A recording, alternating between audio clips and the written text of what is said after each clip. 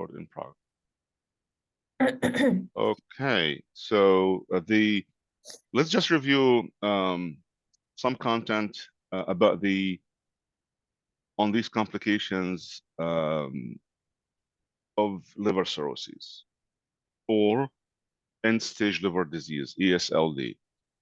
So one of the most common cause of ascites. So the first one is ascites, and the most common, ascites can result from hepatic and other causes. So one of the main causes of the ascites is the portal hypertension. Remember that the abdomen, this fluid in the abdomen is collected in the peritoneal cavity, and this fluid being pushed because of the increased pressure within the portal vein. Remember, this liver is cirrhotic. So cirrhosis means the channels and the tubules and the liver has been occluded, like obstructed due to the necrosis and necrotic tissue, and that will result in like obstruction here in the liver. So that will result in the blood is being stagnant here and stagnation and pooling of blood in the portal vein. This will lead to increased hydrostatic pressure in the portal vein, pushing fluid out into the peritoneal cavity, and that would be the main reason for or mechanism for the fluid to accumulate in the abdomen. In other words, ascites, right? And then every time that you will have fluid leaked from the due to the increased hydrostatic pressure in the portal vein, also will push more protein out of the blood vessel, which is portal vein here. So more protein leaks into the abdomen, more fluid will fall. So that will make it like a vicious circle. It's very difficult even to treat. At some point, I said, like, that last in Tuesday, that some patients will require more than once. It depends. So we have patients who may require like, once a week or even twice a week of paracenteses because they have a lot of fluid collected in the abdomen. So these are the two main mechanisms that would explain the fluid being, retained and collected in the abdomen: hydrostatic pressure and pooling of blood in the portal vein, and the fluid protein loss from the portal vein into the abdomen that will take more fluid to the abdomen. So there is so when the patients develop this fluid or have ascites, a fluid in the abdomen, as I said, sometimes there is many reasons for the fluid to be collected. In patients with hepatic liver cirrhosis and other causes like cardiac sometimes. So to determine whether this fluid is caused by portal hypertension or by any other exudative processes like cardiac, or there is something called SAAG, serum ascites albumin gradient, serum ascites albumin gradient, in which that we are looking for like the difference between the serum albumin minus the ascitic albumin, like albumin in the blood minus albumin in the fluid, which is the ascites. And this is one of the great, I would say, equations that we can determine from the numbers. Like if you take the albumin number or value of the albumin in the fluid out of this albumin in the blood, and find out what's so the numbers here is that the SAAG of more than 1.1 gram per DL, that suggests the ascites is caused by portal hypertension, like in patients with cirrhosis. So again, this is critical because sometimes, patients develop the, ascites due to other pathophysiological, disease and pathophysiological, processes other than the liver cirrhosis. So liver cirrhosis, usually the SAAG number is always over 1.1 gram per DL. And it's the difference between the amount of albumin in the plasma, serum albumin, minus the amount of albumin in the ascitic fluid. And this is, this explains the reason for when we aspirate the fluid from the abdomen, which is paracentesis, that we do few things.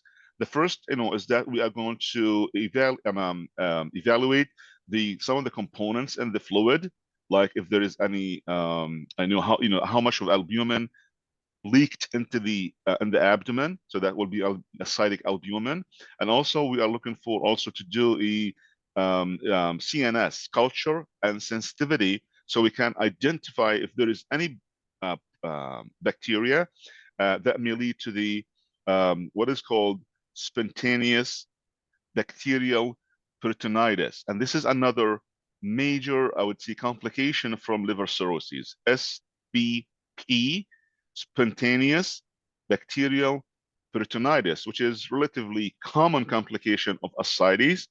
So that's why we have, when we aspirate the fluid, it's not just to relieve the patient's, the fluid from the abdomen, but also because it creates a lot of pressure. One of the main, I'm not sure if you have seen any, patients when they have like, abdomen like that with the ascites and a lot of fluid collected, 4, 5, or even sometimes 6 or 8 liters of fluid in the abdomen. That's going to create a lot of pressure. That's painful, right? Because that would create and exert pressure on the adjacent organs, and also on especially on the lungs. They will have a difficult breathing. So we have to relieve that, by the aspiration of the fluid, by doing these paracenteses.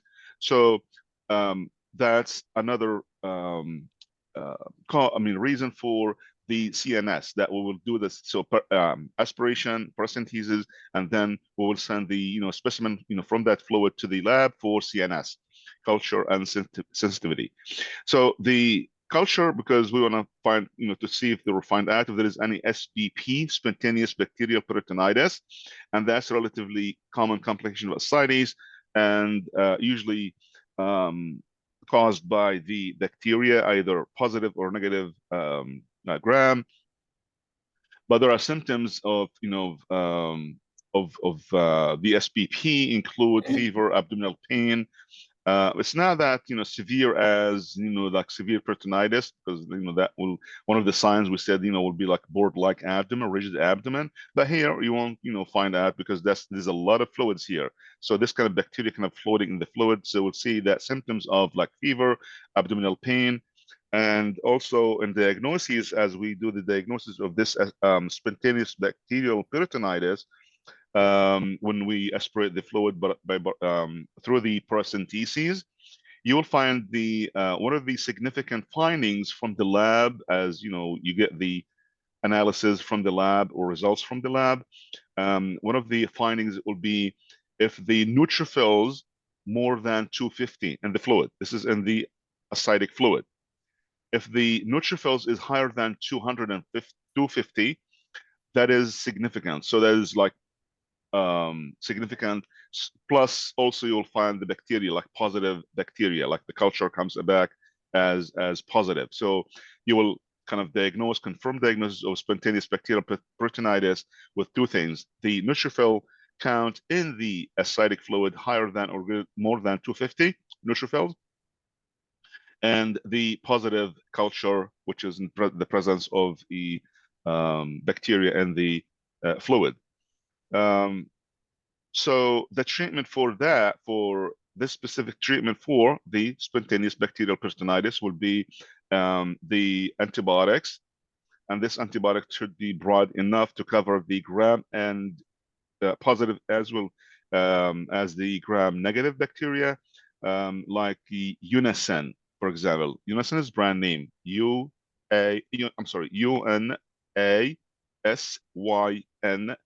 So Unasyn brand name for ampicillin sulbactam. Unasyn is the antibiotic brand name for the generic name ampicillin plus sulbactam, combining two meds in the same drug. So that would be ampicillin sulbactam, brand name Unasyn. Or we can antibiotics like third generation cephalosporin, like cefotaxime. So that would be the treatment for spontaneous bacterial peritonitis. That's very important topic to make sure that we cover that here. Other complications other than the portal hypertension, encephalopathy, spontaneous bacterial peritonitis also may include remember we said when she was explain about the pressure here, it's too much pressure is going to exert pressure on the esophageal blood vessels, causing the esophageal varices and dilated, very fragile blood vessels, easily ruptured and lead to bleeding. That's why patients will have, like, the hemoptysis and hemato-emesis. They will cough and then they will, they bleed. It's not the coughing, but it's coming from the esophagus. So that's the hemato-emesis. And then the pressure also on the kidneys, that will increase the pressure to the on the kidneys, that will activate the RAS system, high blood pressure, and it may lead to the renal failure. Down pressure on the GI, colon, and sigmoid and rectum, that will lead to the hemorrhoids. So for the kidneys, this is one of the major complications. Sometimes patients with liver cirrhosis, they end up with hepatorenal syndrome, because that so we have hepatic failure, so end-stage liver disease had resulted into another complication, which is the renal failure. So in this case, when the patient ends up with two systems failed, liver and kidney, then the patient had developed what is called the hepatorenal syndrome. So which is typically presents as progressive decline in renal function in patients with significant ascites. All comes back to these complications of portal hypertension and ascites. Even though that's, we know part of the pathophysiology, but most of this pathophysiology is poorly understood, but it appears to involve the multifactorial renal vasoconstriction, and that's why that liver disease or failure may lead to the renal failure. Any questions so far? No. Okay, so let's go to question. Yes. One question. So when would we start the antibiotics? We would just start them with the broad spectrum ones, even though we haven't gotten the CNS back. Okay, good question. Have to wait. Yeah. Okay. Let me just. All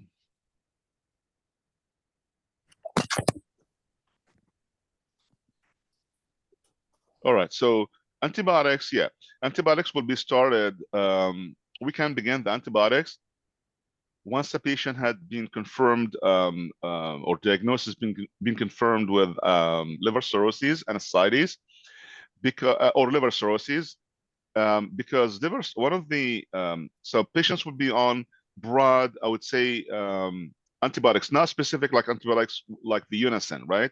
So they will be on a PO oral antibiotics like neomycin, for example, or like neomycin. They will be on neomycin for two, I would say, two reasons. The first one, we would like to, because remember that the ammonia accumulates, it's a byproduct of protein metabolism, right? So if the ammonia is coming from this protein, which means that, and what is the source of the ammonia? And we know the ammonia, which is, the source of protein, the source of protein is the PO through our, food or meals, or, food high in protein meals. And then also the ammonia comes, or the protein is coming from the bacteria in the GI tract. So we have flora that is going to be synthesizing this type of ammonia. The healthy liver is able to handle all of this, the protein, right? And then, from food, and then the ammonia from, from the flora or the bacteria. But the liver cirrhosis, now patient's liver unable to take care of and handle all of this ammonia product, which is a byproduct from the protein, again, either from food or from the flora, the bacteria. So our goal here is to do two things, is to that, patient will be on low protein diet, plus low protein diet, and then and also we're trying second is that we will sterilize the GI tract. In other words, that we will put the patient on antibiotic to kill even the good flora, right? The good bacteria, that also will take care of the ammonia from the bacteria. That would be one thing. So the antibiotic like neomycin, TO tablet, will be like this will be like a long, like lifelong, like continuous long term of treatment with the neomycin, for example, and that's for as a prophylactic also for the ascites and the bacteria not to develop in the or like grow in the fluid in the the ascitic fluid. So patient will be on neomycin. Well, if the patient has been like admitted to the hospital with acute episode of like ascites paracentesis and it should be done, and there is but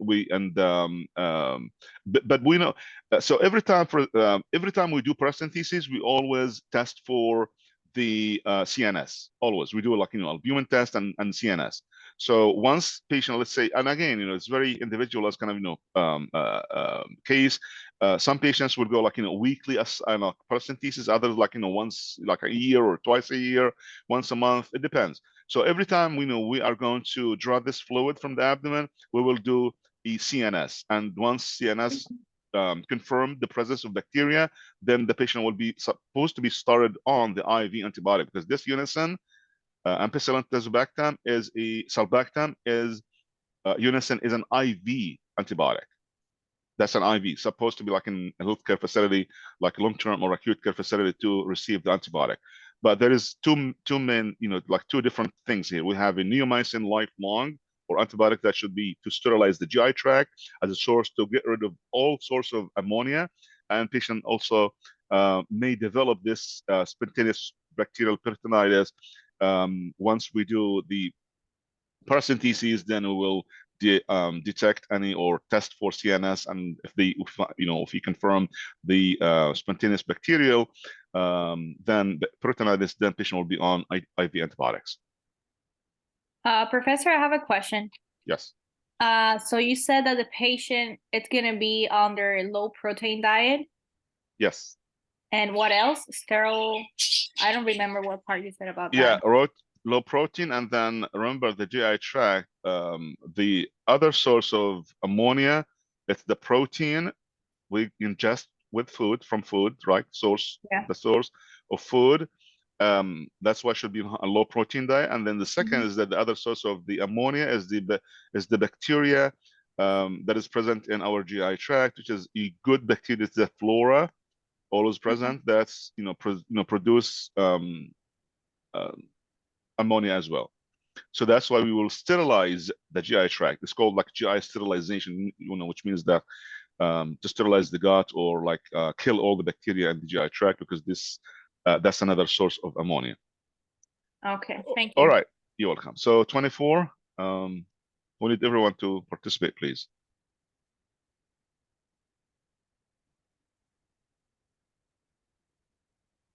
I can do 24. A nurse developing a care plan for a client with hepatic encephalopathy. Which would be the goal for the care for this patient? Select all that apply. All right. So 2, administer lactulose to reduce blood ammonia levels. Good. Monitor coordination while walking. And then check the pupil reaction. Would that be under level of consciousness, or check the pupil reaction?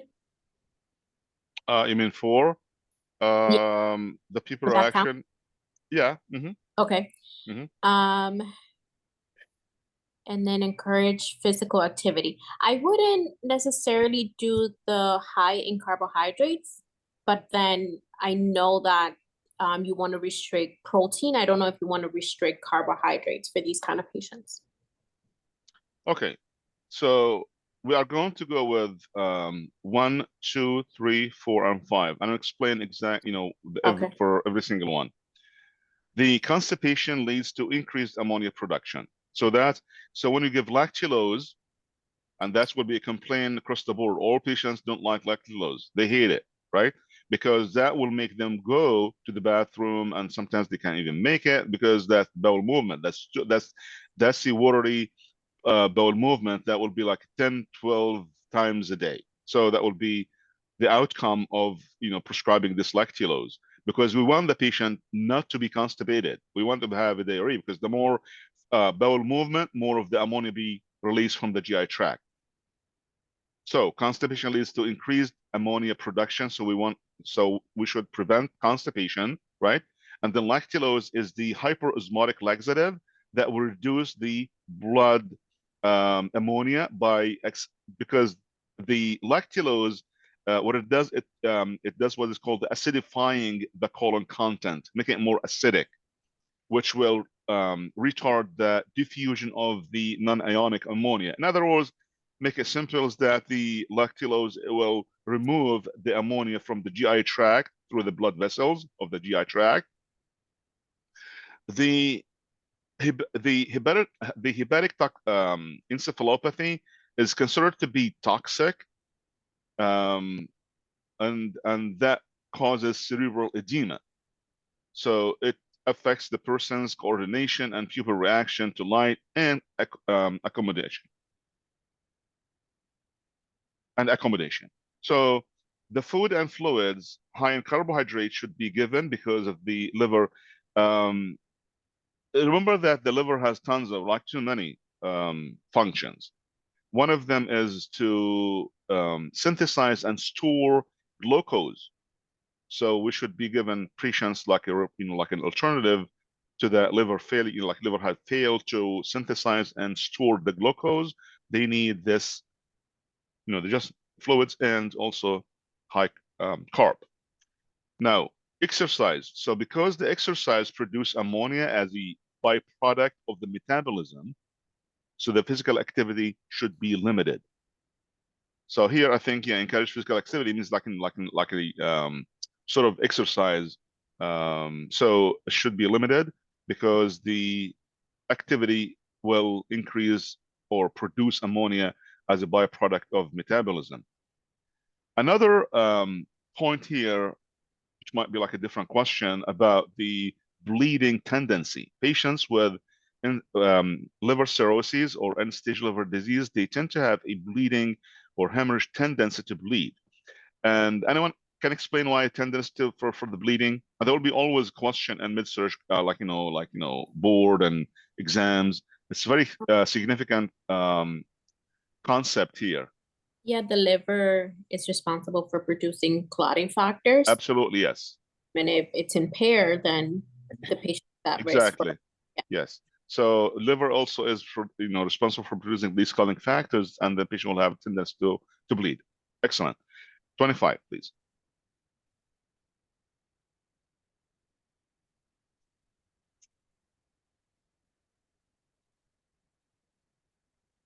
A client with cirrhosis begins to develop ascites. The healthcare provider prescribes spironolactone to treat the ascites. The nurse should monitor the client closely for which drug-related adverse effect. Hyperkalemia. Right, and I think we explained. We went over this drug and maybe Pathoform and the adult health too as well. So the spironolactone is a potassium-sparing diuretic. So the client should be monitored closely for hyperkalemia.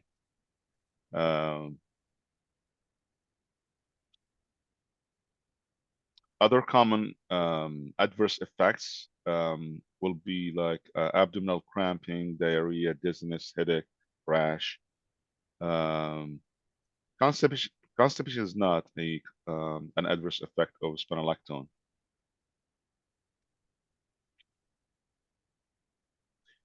Okay. 26. A client with jaundice has pruritus in areas of irritation from scratching. What measures can the nurse suggest the client use to prevent skin breakdowns? That's all that apply.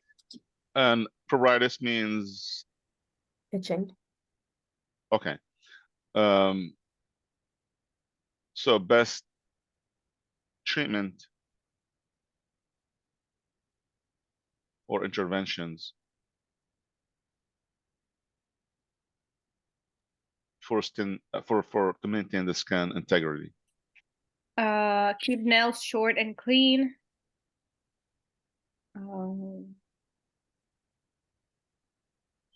Rub the skin. Yeah. Okay.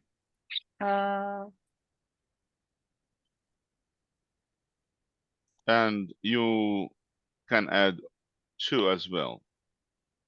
The baking soda, the baking soda bath can decrease pruritus.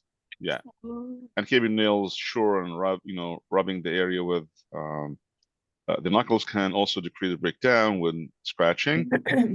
The calamine lotions, they also help relieve the itching. The alcohol will increase, right? Increase skin dryness. And the sodium in the diet will also increase the edema and make the skin integrity or skin weak. So we can say here 2, 3, and 4. 27. The nurse is developing a health promotion plan with a client with cirrhosis. Which activity should the nurse suggest the client add to the daily routine at home? Abstain from drinking alcohol. Right. So this is a health promotion. So general health promotion interventions or measures will include maintaining a good nutrition, avoid infection, and abstain from alcohol.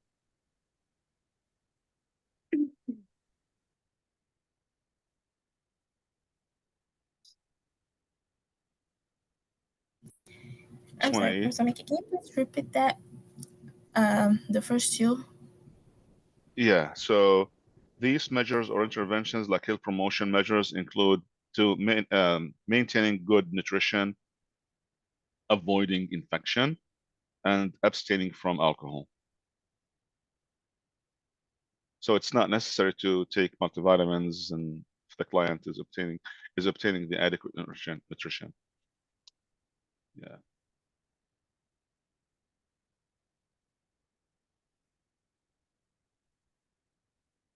The nurse is reviewing the chart information for a client with increased ascites. The data include temperature of 98.9, heart rate 118 beats per minute, shallow respirations 26 breaths per minute, blood pressure 128/76, and percutaneous oxygen saturation 89% on room air. What should the nurse do first? Yeah, so remember this, we said that the increased ascites in which that there is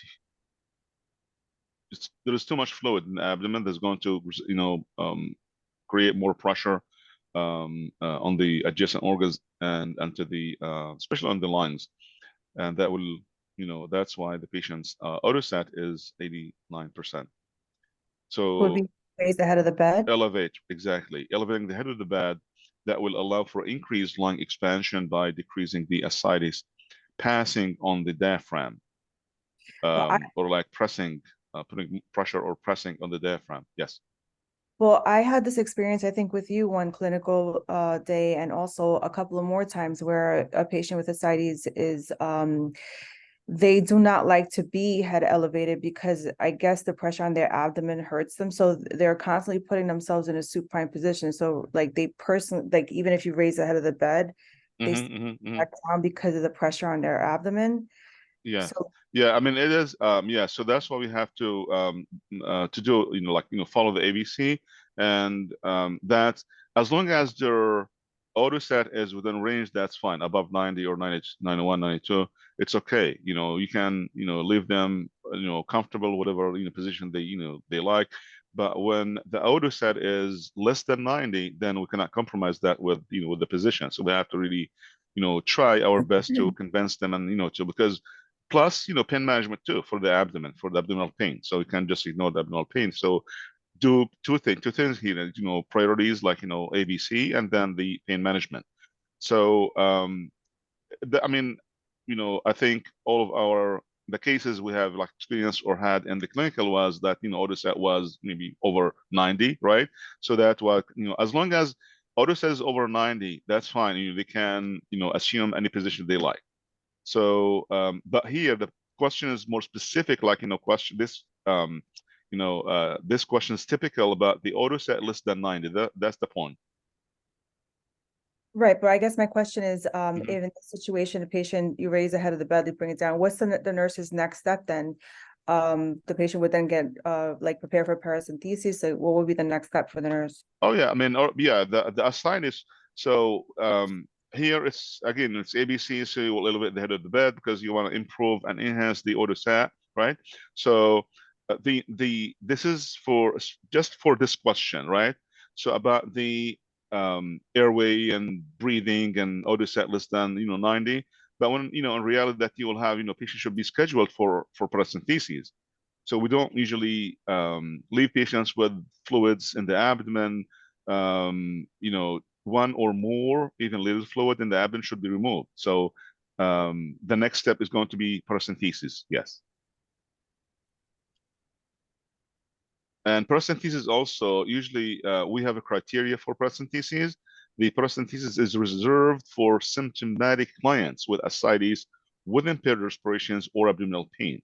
So and especially the patients who are not responding to other measures like sodium restriction, because the patients with liver cirrhosis with the ascites, they will be on low sodium diet, sodium restriction, and also will be on diuretics, especially spironolactone plus Lasix or either one or both.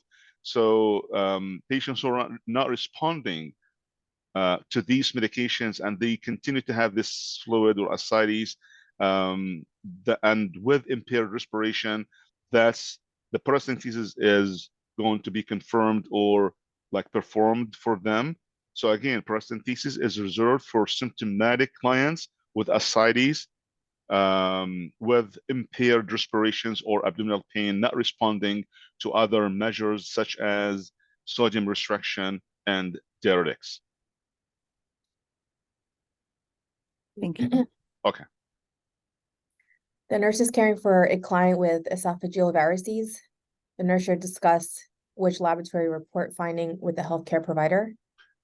Okay, this is a great, this is one of the questions, the classic, I would say, questions pertain to the esophageal varices, especially the rupture of these varices. Again, these esophageal varices, remember the pressure from the portal vein exerted from the portal vein into the higher to the esophagus, right? The small blood vessels in the esophagus, and that's going to lead to the pathophysiology is that these blood vessels will become capillaries, very fragile, easily ruptured, and that's why the patient, that is called esophageal varices. And then any pressure, minor, minimal pressure in intra-abdominal, intrathoracic is going to like coughing, sneezing, and other types of pressure that will lead to the rupture of these varices, and then the patient will have a profuse bleeding from the mouth. That's hematoemesis. So I will talk about the treatment for esophageal varices in a few minutes after we answer the question. So what will be the answer for this question? Is it 4? Right. So the client with esophageal varices is at risk or even higher risk for bleeding with an elevated PTINR. So the provider should collaborate. We all should collaborate, like the nurses, and to prevent the bleeding. And I'll explain about these collaboration in terms of collaborative care to prevent the bleeding in patients with esophageal varices.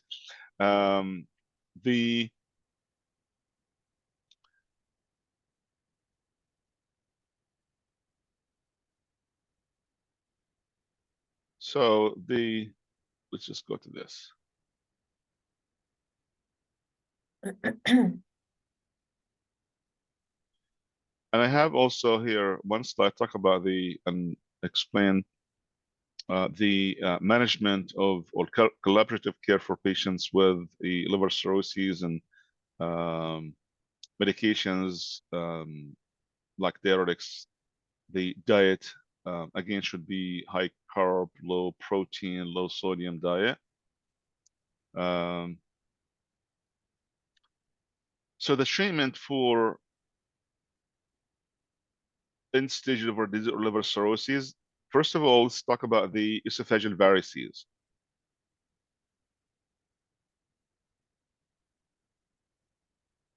So again, fragile blood vessels in the esophagus, easily ruptured from like minimal pressure.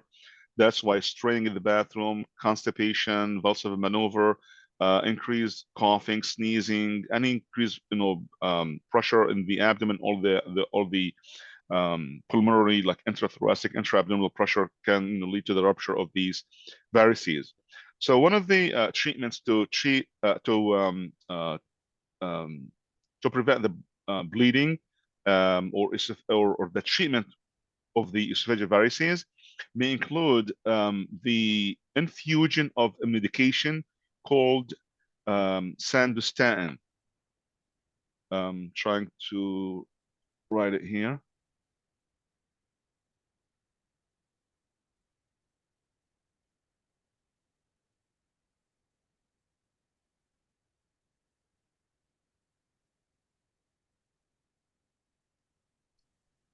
That's for the treatment also for the end stage of liver disease.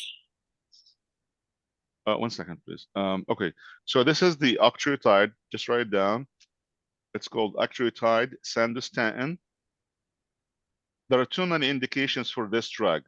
Also, this drug is very effective or prescribed for brain tumors because it will, one of the mechanisms that it reduces the cerebral edema. So it's one of the treatment for brain tumors is octreotide sandostatin. And also here, it's prescribed usually for esophageal varices. And I'm sorry, what question? Oh, if the sandostatin, it's also for a treatment for the ESLD. Okay. Remember that the ESLD, that's liver failure, and then the esophageal varices is one of the complications of the ESLD. Okay, so anytime you, again, this is not applicable to all the patients. Like all patients have the same clinical scenario. Some would have like minor ascites and others would have like significant ascites in terms of like advanced, and patients requires like a weekly or twice a week paracentesis. Others will have like maybe once a year or no paracentesis at all. So again, once the patient had developed this esophageal varices and the bleed from the mouth that's due to this complication from liver cirrhosis from the ESLD, then as a complication, because this esophageal varices is a complication of ESLD or liver cirrhosis. So once being confirmed as diagnosis, then patient will, when the treatment for that will be octreotide sandostatin, because that will lead to the vasoconstriction of these blood vessels. And then it will reduce the portal hypertension or pressure on the portal vein. Other treatment modalities or interventions can be done here is to treat the esophageal varices is the what is called ligation. They do some type of surgical procedure called ligation or banding to prevent the bleeding. And sometimes they inject even in these blood vessels something called sclerotherapy medication to do sclerotherapy. And that's especially during the active bleeding. The patient tend to have active bleeding. Other interventions will be insertion of one of these tubes. And this tube is called the single-staking Blakemore tube. One of the oldest tubes being used to treat patients with liver cirrhosis and esophageal varices as a complication of that disease. So again, we can inject sandostatin, or I'm sorry, the infusion of IV and sandostatin octreotide, surgical ligation or banding, which ligation was like an O ring. They call that procedure O-ring, is called O-ring. The letter O and then ring. Injection with the sclerotherapy. And the last intervention, or not the last, would be the last would be surgical shunting. Before we go to the surgical shunting, we have something called the balloon tamponade, which is this one. The balloon tamponade or tamponade, the specific, the name of this balloon tamponade is called the single-staken Blakemore tube. The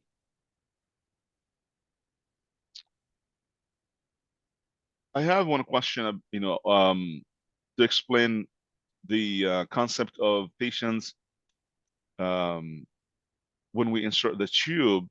Remember, this tube has two balloons, and the main I would say like mechanism of insertion of this tube and how this tube works is that we have two balloons, one in this, esophageal balloon and gastric balloon. So once we inflate the balloons, both balloons, there's going to create pressure in the esophagus, and that will prevent like creating pressure against these blood vessels.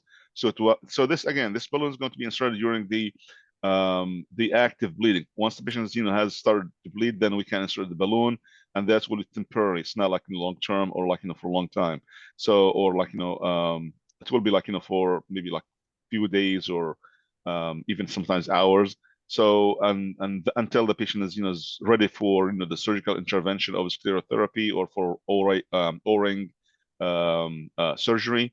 And the gastric balloon also create like pressure and blocking the esophagus to prevent the bleeding to get into the stomach, because again, the blood, when there is bleeding and that blood's going to get into the stomach, digested, that's going also to produce more of ammonia production. So the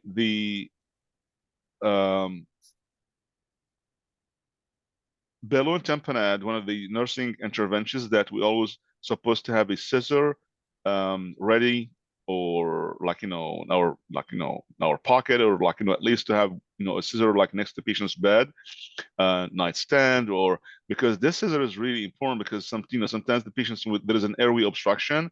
The only way to resolve this is to cut the balloon and the tube, and to remove the tube completely, remove the tube. That will treat this obstruction by cutting the tube and removing that. So I will explain more when we get to the question. Dr. Mickey, I have a question. Yes. Do these patients, are they also on like PPIs or like famotidine or anything like that to help them with that, or no? They will be on PPI. Yes. Yeah. I have a question too. So the patient with varices, if the portal hypertension is controlled, the weakening is or like the issue with the esophagus is not ever repaired, or it doesn't ever heal? Is there always lifetime have to deal with this? Is it permanent, the damage to the esophagus? Yes. Yeah, it is permanent, but it depends on the success of these interventions, the O-ring or the sclerotherapy or the Sandostatin octreotide medication. It's very individual. I have seen like too many cases of this over all these years, and every single patient like individual case is different from the others, and some advanced, others would have maybe like once a year admission, others like I would say like a monthly admission to the hospital. But for the most part, I would say it's not easy. Once you get to the end-stage liver disease, the complications is not. It's common. First of all, the staging or the stage of the leveling of the complications and very individualized, but it will be lifelong. Yes, patients, once they develop the esophageal varices, that's lifelong, that's permanent. And again, one of the factors that may differentiate between patients in terms of the health, the prognosis, which is the success of these interventions. And are they put on a specific diet with that? Like, I mean, yeah, that's the same diet that we just mentioned earlier, the low protein. No, I mean like the texture of the food, like soft diet, or are they? Yes, yeah, that's a good point too, which is we recommend also to be like soft texture, because that's going to decrease the friction and the hard, shouldn't be like some food that is hard enough to create like pressure on the blood vessels, and to because that may rupture the blood vessels of the esophageal varices. So it is the pressure and the food consistency as well. Yes. Yeah. Gotcha. Perfect. Okay, so where are we at?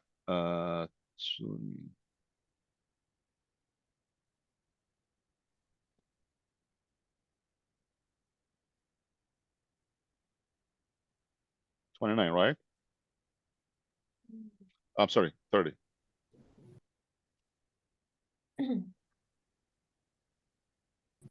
A client with cirrhosis has ascites receives 100 mL of 25 serum albumin intravenously, which finding would indicate that the albumin is having its desired effect. So patient receives the serum albumin IV. So what is the expected or anticipated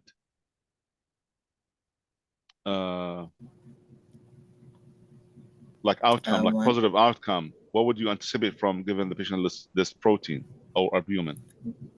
What?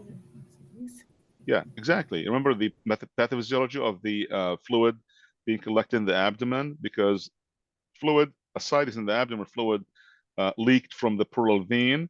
It's because of the high pressure in the pleural vein plus protein albumin leaking from the pleural vein. So the normal serum albumin is administered to reduce ascites. That's the main goal. And the hypoalbuminemia, that's the mechanism underlying the ascites. When it's the formation of this ascites has to do with this hypoalbuminemia, because there's low protein albumin in the blood being taken out of that portal vein from the plasma, from the blood. That will result in a decreased colloid osmotic pressure. So when we administer this albumin, serum albumin, that will increase the plasma colloid osmotic pressure, which causes fluid to flow from the tissue space back to the plasma. We're pulling back these with this albumin protein in the plasma or in the blood, in the vascular space. We're pulling the fluids out from the interstitial space back to the plasma or to the vascular space.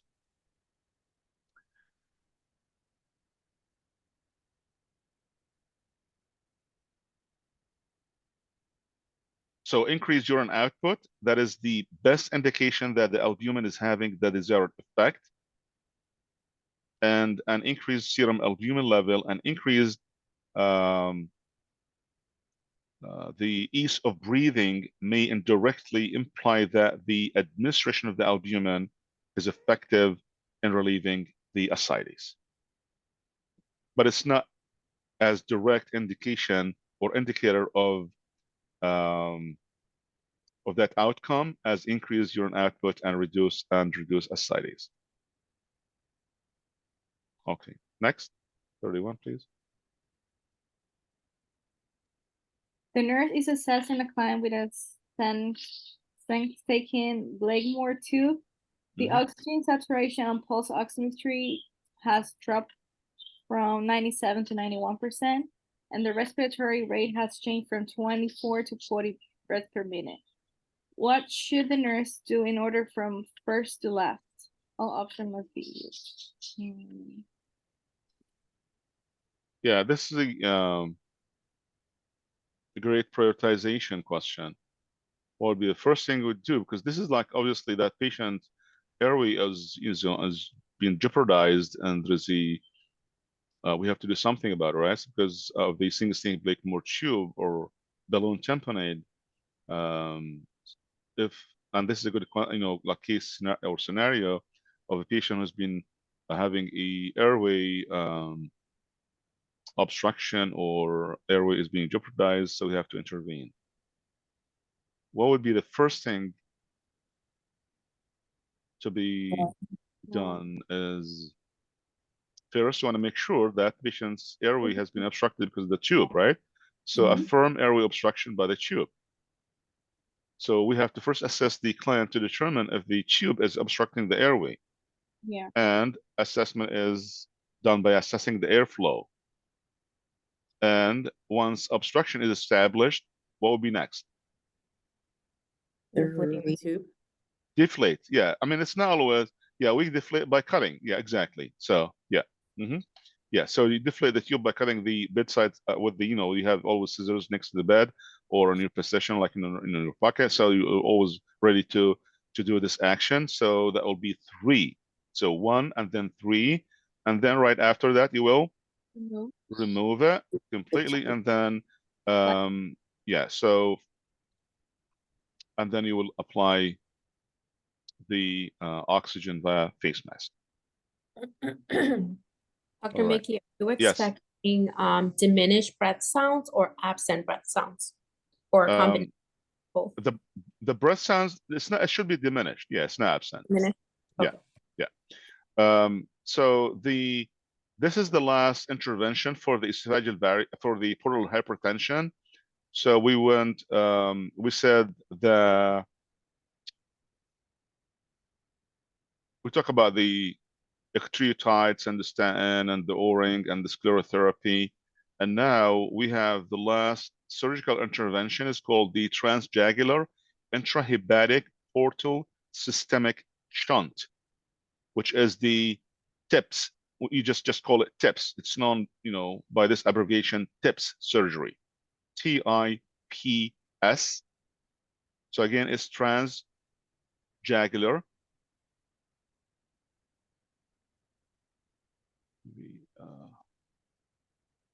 Yeah, TIPS surgery.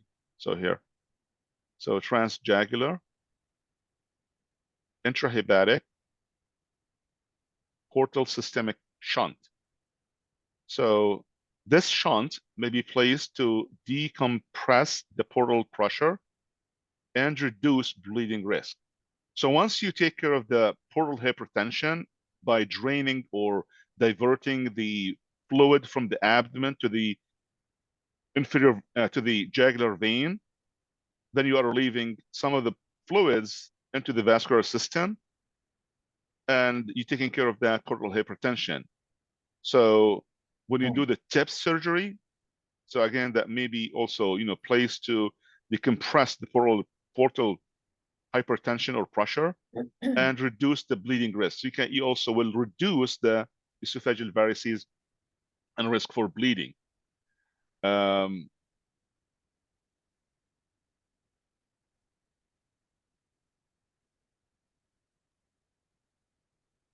Different surgical interventions to treat this. So we have different types of shunts. One of them is called portacaval shunt, which is the portal vein is being anastomosed. So he has the portal vein right here. The portal vein is being anastomosed. So cut, and then anastomos means like connecting both sides, both ends of the blood vessel. Anastomosis, being anastomosed, the portal vein being anastomosed. Sorry, here to the inferior vena cava. This is an inferior vena cava. That's another way of shunting the the fluid, because there is a lot of pressure here in the portal vein, portal hypertension. So they kind of cut it here and then connect it to the inferior vena cava. So we can diversion of the blood from the portal vein into the inferior vena cava, IVC, to the systemic circulation. So we can relieve the pressure from the liver, and we can relieve also the pressure, because again, there's obstruction here. So that's one of the surgeries to do a portacaval shunt. Another option would be, so again, so you have TIPS, you have the portacaval shunt, and you have also the distal splenorenal shunt. And this, which is B right here, the portal or distal splenorenal shunt, the splenic vein is being anastomosed to the renal vein.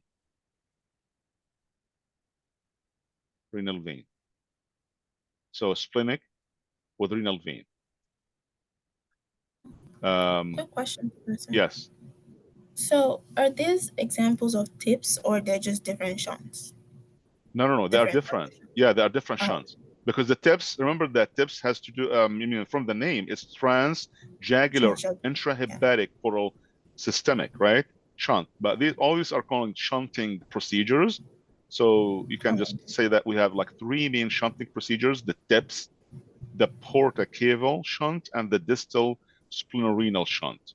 I mean, you didn't know. I don't expect that, all of these specifics, but just to understand the nursing care of patients with shunts. And we will get into some of the questions that will cover the content or the, significant interventions of patients with shunts. But I'm not asking about, the specific like surgical procedure or these diversions, which, blood vessel and okay. So we're at 30. Is that 30 or 31? Oh, we're good. 32, right? The nurse monitors a client with cirrhosis for the development of hepatic encephalopathy, which is an indication that hepatic encephalopathy is developing. Decreased mental status. Excellent. Because we said that the client should be monitored closely for change of mental status, and this is always a classic answer for, or the answer for these classic questions about the encephalopathy and patient on lactulose, patient on Xifaxan or rifaximin. Don't forget about this medication also, which is Xifaxan or rifaximin. That's another alternative to lactulose. That's a tablet, PO tablet drug. It's not liquid form like lactulose, and it's given like once a day, and it has very effective and less side effects compared to lactulose. So Xifaxan or rifaximin. Don't forget about this drug, very important medication. So it's always, all these questions about patients with cirrhosis on lactulose, on rifaximin, or our goal is to reduce the ammonia level, and it will be, reduced plasma ammonia levels always will be presented or indicated by the change in mental status or improved mental status, decreased mental status, or increased mental status. In other words, that when you lower the ammonia level, you kind of expecting improved mental status. Poor or like altered mental status or agitation or combativeness and or unconsciousness from the hepatic coma. That's always the worst case scenario when patients don't really are not compliant with these medications or they refuse to take the meds.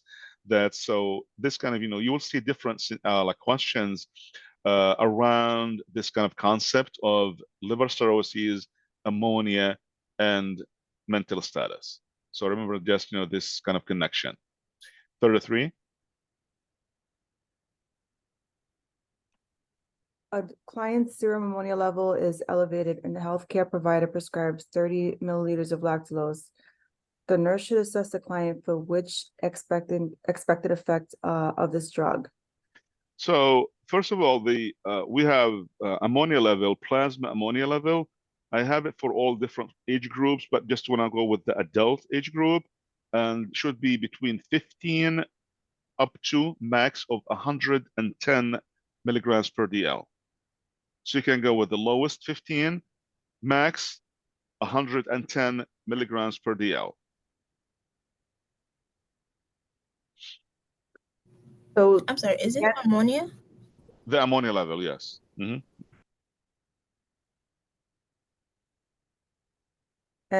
so the answer would be 3. Right. Yes. Yeah, the lactulose increase the intestinal motility, and that will trap and expel that ammonia with the bowel movement and then we anticipate that the number of bowel movement will be expected, not too many bowel movements, and sometimes, as I said, like 10 or even 12 daily bowel movements from this lactulose. That's why most patients, they hate it, they don't like it, the taste and the bowel movement already there, diarrhea, and that that's the patients will be more compliant with the rifaximin or Xifaxan because of this adverse effect.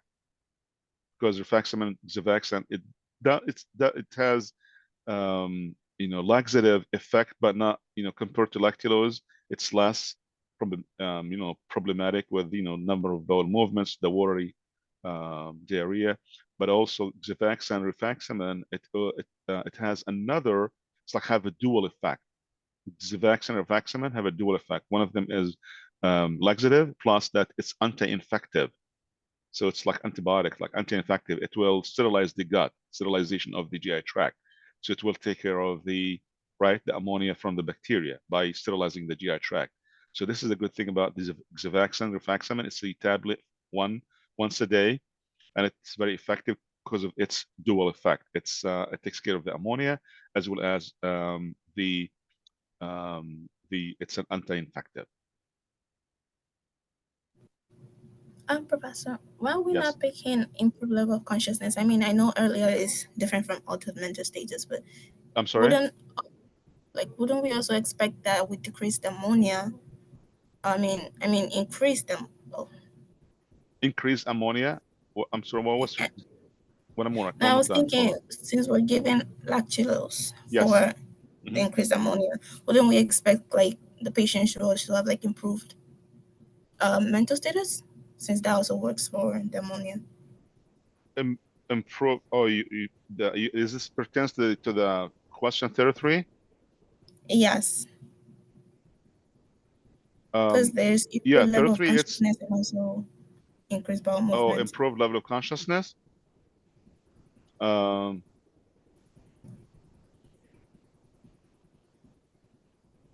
Yeah, the question is that the nurse assess the client which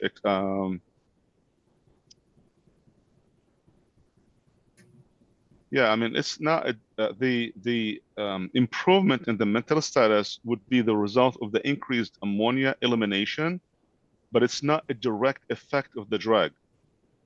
Here it's asked about, this is about like direct effect, like expected effect of the drug, direct, but eventually after, the increased bowel movements, then there will be elimination of the ammonia, and then eventually that will be the improved level of consciousness.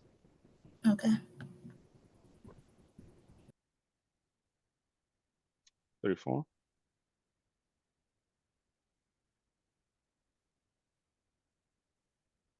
The client is to be discharged with a prescription for lactulose. The nurse teaches the client how to administer this medication, which statement would indicate that the client has understood the information.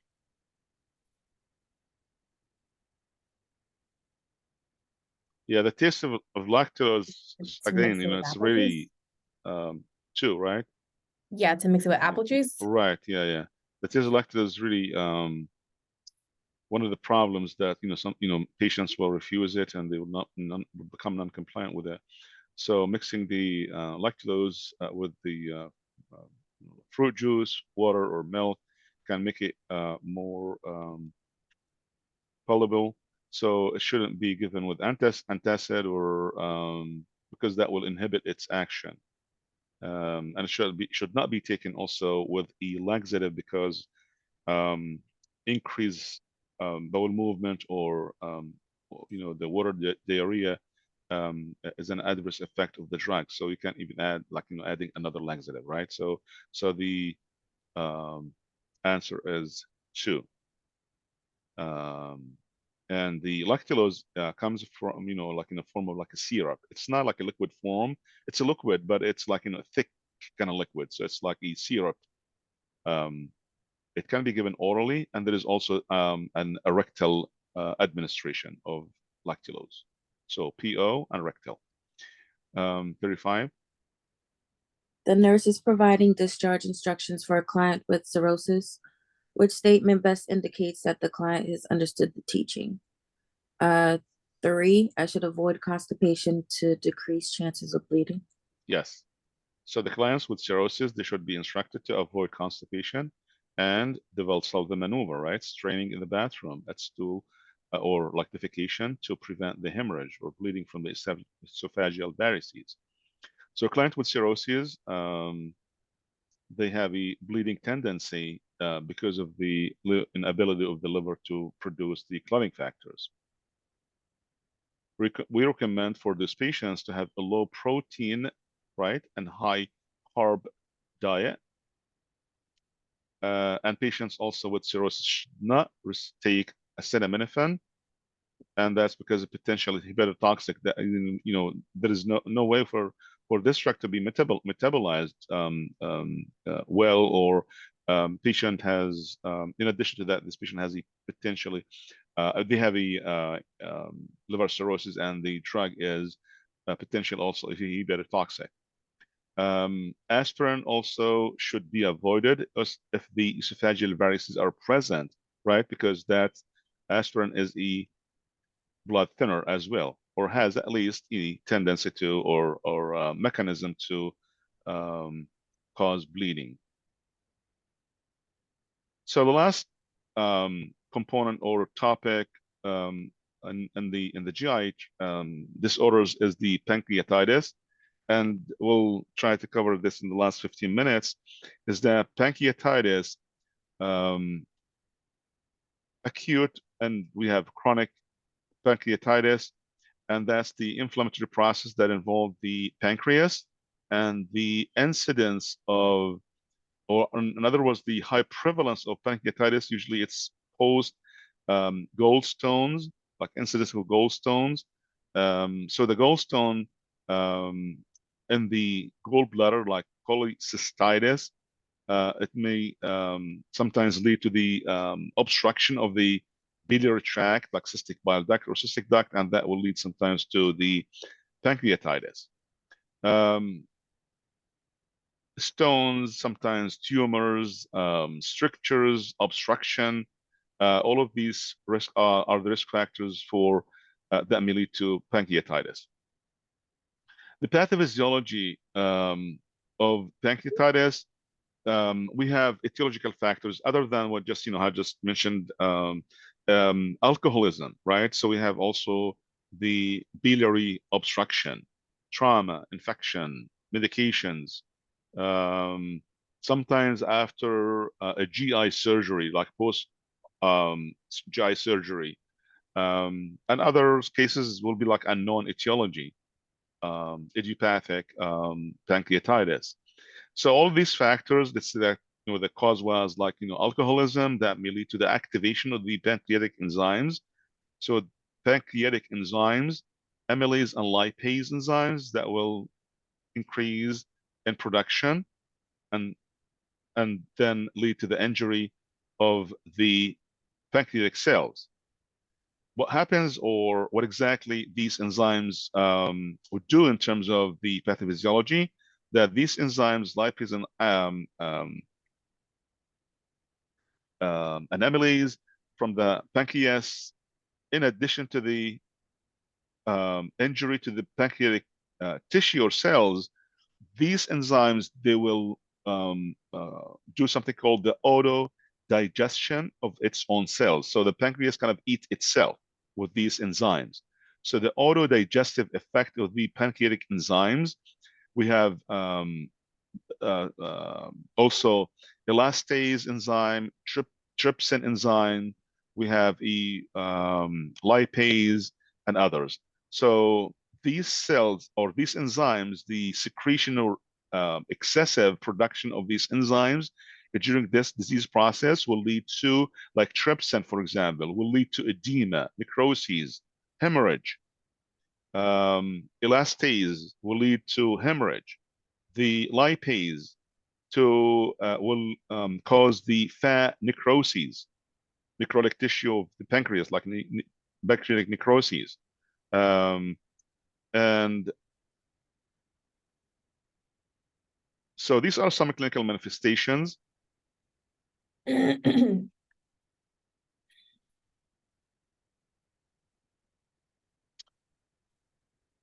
And in patho, I believe that we went over the 2 signs of the pancreatitis, and I would encourage that just refer to the pathophysiology. You'll find a sign called, and both signs like Turner's and Collins signs, that they result from the seepage of blood stained exudates into the tissues, either in the flank area or the abdomen, around the umbilicus and abdomen. And the Turner's sign is called ecchymoses on the flanks. So on the flank area, you'll find ecchymotic ecchymoses or ecchymotic spots. That's called Turner's sign. The Collins sign, that's usually it's the in the abdomen, especially around the umbilicus. So that's the bluish peri-umbilical discoloration, kind of ecchymotic area as well. So in the flank called Turners, around the the umbilicus, that's the Collins sign. So you can review that from the pathophysiology content.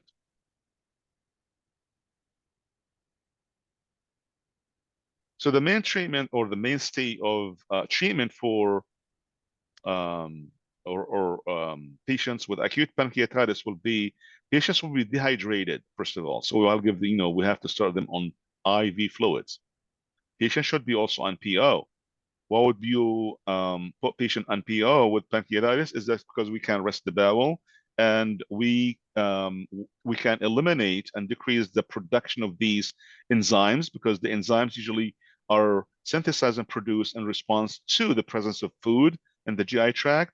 And if the MPO status would decrease the production of these enzymes, so patient will be on PO and IV fluids, severe pain from this disease, and under these symptoms, you will find out that it's very specific type of pain. So patient will have pain that is in the mid epigastric, and especially left upper quadrant, and that may radiate to the back. So left upper quadrant radiated to the back. That is significant for this disease and acute pancreatitis. And it has this like a sudden onset, severe, I would say severe knife-like, deep, piercing, steady type of pain. And what would relieve this pain is you'll find that patients will always assume what is called the fetal position, and that some extent or point that will relieve this type of pain. So that is also very specific to this disease, that patients, once they assume the fetal position, pain, some, I would say, will subside to some extent.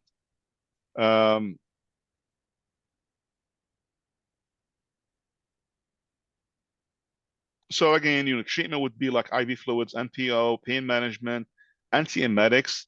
So we have to give drugs for the nausea and vomiting. The hydration or IV fluids, either with the crystalloid or colloid. So that's to achieve the hemodynamic stability and normal urine output. Okay, so I'll explain more when we answer the questions about the treatment. 36. Yes, please. Mm-hmm. The nurse is obtaining a health history for a patient with pancreatitis that does not drink alcohol. The patient, sorry. Oh, the patient does not drink alcohol because of religious convictions and becomes upset when the nurse asks about alcohol intake. What should the nurse tell the client about why this is an important question?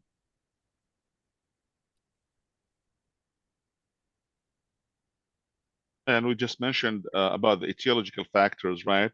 That may lead to acute pancreatitis, and the first one was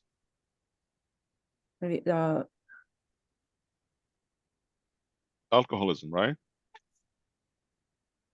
Right. So it would be number one. Right. Yes. Yeah. Alcoholism is a major cause of acute pancreatitis in the US and Canada, and because some clients are reluctant to discuss alcohol use, so staff may inquire about it in several ways. So generally, the alcohol intake doesn't interfere with the tests used to diagnose pancreatitis, and the recent ingestion of large amounts of alcohol, however, may interfere with may cause an increased serum amylase level. All clients are asked about alcohol and drug use on hospital admission, but this information is especially pertinent to pertinent for clients with pancreatitis. Providers, they do need to seek facts, and but this can be done while respecting the patient's religious beliefs, right? So respecting patient's religious beliefs or convictions is important in providing holistic client while doing the patient's care or providing patient's care. 37. A client with acute pancreatitis has a blood pressure of 88/40, a heart rate of 128 beats per minute, respirations of 28 breaths per minute, and gray Turner sign. What prescription should the nurse implement first? Yeah, this is a Turner sign. Remember Turner sign we said, which is the sign that is presented usually on the flank area, like the chemotic area on the flank or the side flank, area. So the answer is 2. 2, right? So the gray Turner sign, that's the bluest discoloration of the in the flank area caused by the retroperitoneal bleeding. The vital signs are showing hemodynamic instability. So the IV access or fluids, or access, should be obtained to provide immediate fluid replacement or volume replacement. The urine output will provide information on the fluid status.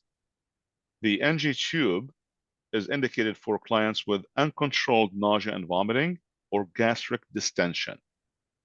Repositioning the client may be considered for pain management once the client's vital signs are stable.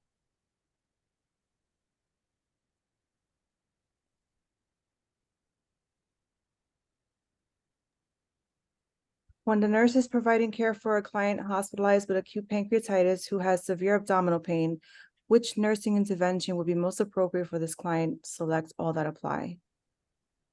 1. Right. So place the client in a side-lying position. You will give also 4. morphine for pain.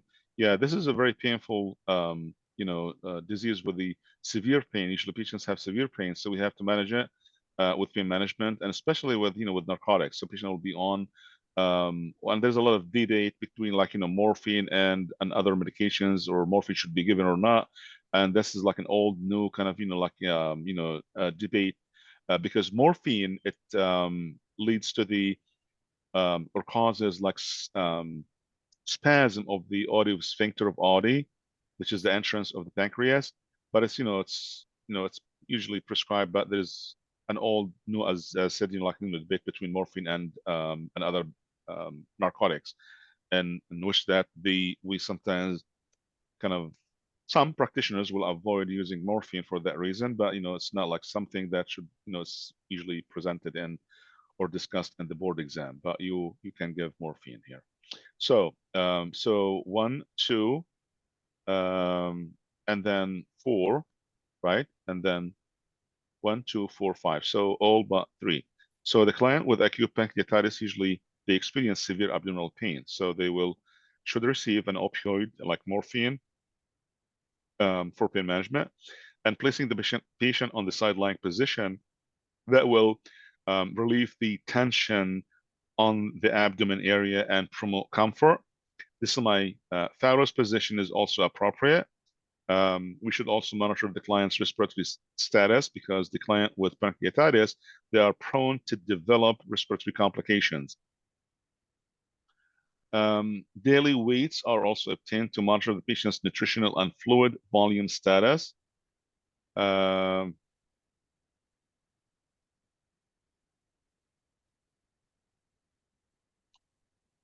Okay. The nurse notes that a client with acute pancreatitis occasionally experiences muscle twitching and jerking. How should the nurse interpret the significance of these symptoms? Is it the hypocalcemia? Yes. 1. This is one of the significant, the hypocalcemia is one of the, develops in severe cases of acute pancreatitis. So the exact cause is unknown, but the signs and symptoms or manifestations of the hypocalcemia, you can include the jerking and muscle twitching, numbness of the fingers and lips. This is a very important concept, not just disease, but in hypocalcemia, in general, patients with hypocalcemia will develop, or experience or exhibit these symptoms of jerky and muscle twitching, numbness of the fingers and lips, irritability. The meperidine Mipyridine, which is like a Demerol or Delistine. Mipyridine may cause tremors or seizures as an adverse effect, but not muscle twitching. So muscle twitching is not caused by a nutritional deficit, nor does it indicate that the client needs a muscle relaxant. So 1 is the correct answer. 40. We need other participants, please. A client is receiving propanthyline bromide for the management of acute pancreatitis, which finding will indicate that the nurse should discuss withholding the medication with the healthcare provider. The propanthyline bromide is an anticholinergic, antispasmodic medication because that will decrease vagal stimulation and pancreatic secretion. And it's contraindicated in patients with paralytic ileus. So we should be concerned with the absent bowel sounds. Yes. Yeah. Side effects include, because that's anticholinergic, antispasmodic. Anticholinergic, you anticipate side effects like urinary retention, constipation, tachycardia, pupil dilatation, right? As mouth, like dryness of the mouth and mucous membranes, because that's anticholinergic drug. 41. The healthcare provider has prescribed pancreatic enzyme replacement for a client with chronic pancreatitis. When should the nurse tell the client about how to take them to obtain the most therapeutic effect?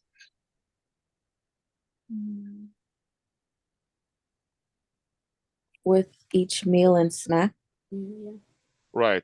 So, and the chronic, remember that also these pancreatic enzymes, especially with the liquid form or even tablet, but liquid form more dangerous because not so we should use straw to use when we teach patients to ingest this enzyme, because when they patients swallow the enzyme, that it's very corrosive and may damage the mucous membranes in the mouth and esophagus, or especially the mucous membrane in the mouth.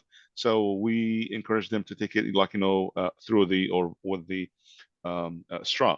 So in chronic pancreatitis, the destruction of pancreatic tissue requires pancreatic enzyme replacement. So these enzymes or pancreatic enzymes are prescribed to facilitate the digestion of proteins and fats, and should be taken with like snacks, with meals, for more effectiveness.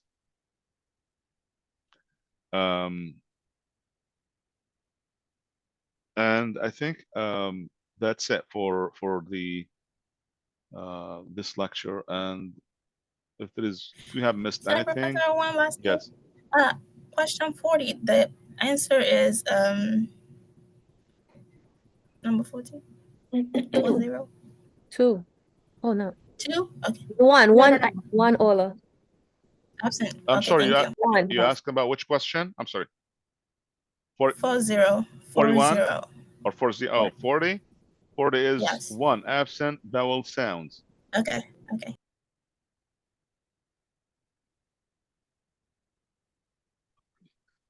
40.